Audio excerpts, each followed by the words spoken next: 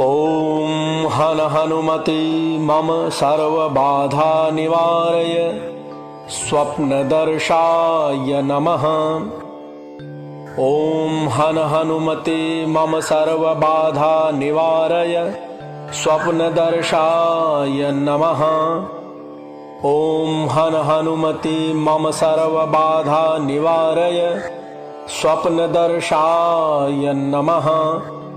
ॐ हन हनुमते मम सर्वबाधा निवारय स्वप्नदर्शाय नमः। ॐ हन हनुमते मम सर्वबाधा निवारय स्वप्नदर्शाय नमः। ॐ हन हनुमते मम सर्वबाधा निवारय स्वप्नदर्शाय नमः। ॐ हन हनुमते मम सर्वबाधा निवारय स्वप्नदर्शाय नमः। ॐ हन हनुमते मम सर्वबाधा निवारय स्वप्नदर्शाय नमः।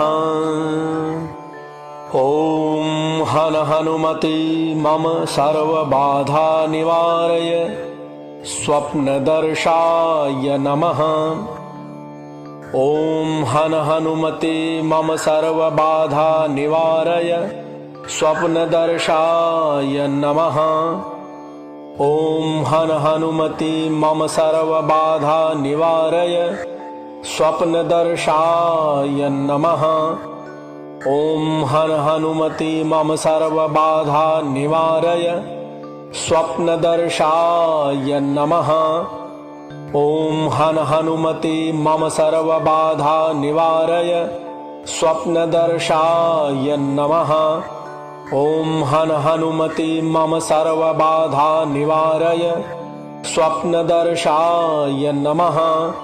ॐ हन हनुमते मम सर्वबाधा निवारय स्वप्नदर्शाय नमः।